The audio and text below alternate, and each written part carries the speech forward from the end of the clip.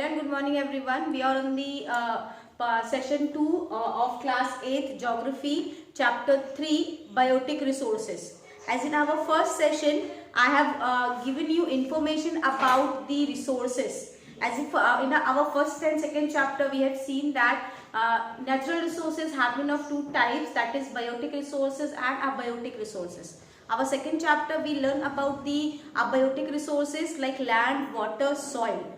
And in this particular chapter we are going to see the biotic resources, that is natural vegetation and wildlife connected with that natural vegetation. Now in our last video I have told you that if you have seen the last video, on that video I have given you meaning of natural vegetation. Once again I am repeating it. Natural vegetation means a vegetation which has been grown without human effort. That means certain vegetations are there in the world which grows without any effort made by human beings or without any help of human beings. They are called as natural vegetation because they grow naturally with the natural atmosphere or with the natural climate. So those are known as natural vegetation. And we have also seen that natural vegetation are of three types: forest, grasslands and shrubs. These are the three different types of natural vegetation which we have. Now we will first start in this particular session. We are going to see the forest natural vegetation. There are different types of forest which we have. So in this session we are going to see the different types of forest natural vegetation which we have. Now when we talk about forest is known as extensive area which is covered mostly with trees.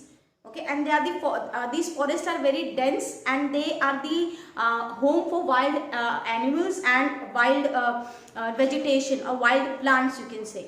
So forests are the place of, you can say forests are the areas which is extensively covered or mostly covered with trees, and that was an extensive area, a very big area which is covered all with the trees, and that area is called as forest. And now when we talk about the forest is also natural vegetation. It is a type of natural vegetation. Why we are saying that? Because forests have been grown without putting any effort by human beings. Okay, it grows in the natural climate or it grows in the natural atmosphere. Now when we talk about forest, there according to the climate and according to the rainfall, there are different kinds of forests which we have. So now today in this session we are having 6 different types of forest. In this session we are going to see the 3, and other session I will discuss 3 other forests with you all. So now in this session we are going to discuss with 3 different types of forest, that is tropical evergreen forest, tropical deciduous forest and temperate evergreen forest. Now first we will start with tropical evergreen forest. What is tropical evergreen forest? Tropical evergreen forests are well-grown forests near equator and close to tropical areas. So you can see that over here tropical evergreen forest has hot climate as well as it has a heavy rainfall. Okay, so over here you can say that it is a forest which is grown in the places or areas which is near to equator and near to tropic.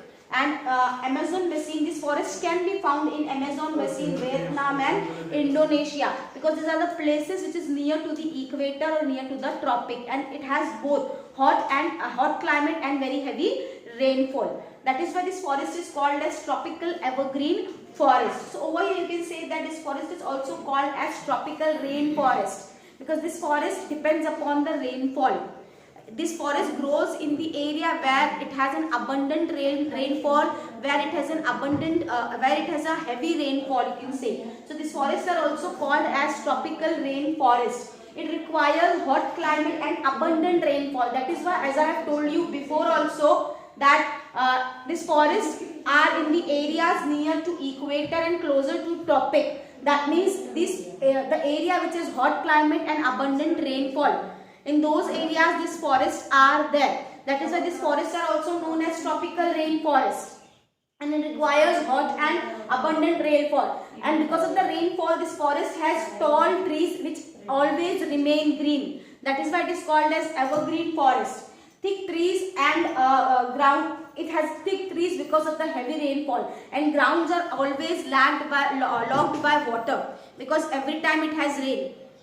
That is why, or it has an abundant or heavy rainfall. That is why we can say that the ground always has a water log. So when we talk about the tropical evergreen forest, you can say that tropical evergreen forest can be seen or can be grown in those areas where we have hot climate and abundant rainfall, and the areas which is near to equator and tropic. And it has, because of the rainfall, it has evergreen trees. The trees always remain green, and it has long, tall and thick trees. And when we talk about the natural vegetation, when we talk about the vegetation, plants and wildlife in tropical evergreen forest, we can find ebony, mahogany and rosewood trees are found in tropical evergreen forest. And wildlife animal, apes, snakes, lizards, monkeys, elephants, crocodile, pythons, all are these wild animals can be found in tropical evergreen forest. Now moving on to second one, the second type of forest is tropical deciduous forest. Now what is tropical deciduous forest? Tropical deciduous forest means these are the forests which can be grown in dry climate, and it does not require heavy rainfall. So you can say that it can be found in northern Australia, Central America, and large portion of India is covered with tropical deciduous forest. Now when we talk about the characteristics of tropical deciduous forest, it is affected by the seasonal contrast of moisture and sun heat. That means it is affected by seasons. It does not have abundant rainfall, but the climate always changes. On a certain time there is a hot climate, then there is a winter season when there is a cold climate, and there is a rainfall. So it is always affected by different climate which it has. And they shed their leaves in dry season. When winter season was there, they have a green leaves, or the forest was evergreen. But when there was a summer season, on that time the trees leaves their shades in dry season or in summer season. It has great economic value, and the trees which grown in the tropical deciduous forest has a great economic value because it is a commercial, you can say commercial trees or a commercial forest, because it grows woods which can be used to make furnitures, which can be used to make houses and all. So that is why we say that the trees which grown in tropical deciduous forest has an economical value, has a great economical value. And this forest is also called as monsoon forest, because at the time of monsoon or at the time of winter the forest is green. But when summer season was there, the forest becomes dry and trees leaves their shades.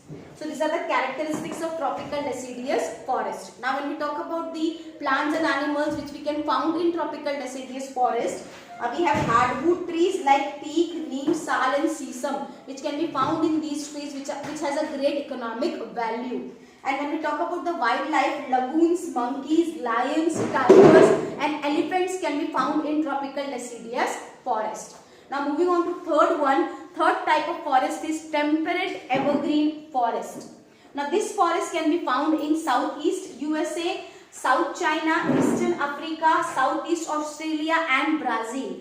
Now when we talk about the characteristics of these forests have both hardwood and softwood trees. It has both hardwood trees also and softwood trees also. Timber is found in this forest which has a great economic value, which can be used to make different things. And these forests are thick. They are in, it does not have a long or tall trees, but it has a thick trees. And over here you can say that oak, pine, betel, eucalyptus, walnut, camphor are certain plants, wild plants which can be found in the temperate evergreen forest. And sheep, cattle or pig can be found in this particular forest, because this is not a dense forest. That is why you cannot find wild animals in this forest, but people rear other cattles to have meat and to have woolen. So over here we have completed with these three different types of forests which we have under natural vegetation. Now more three types of forests are remaining, which we will see in next session. I hope you understood whatever I have taught you today. So till then, thank you.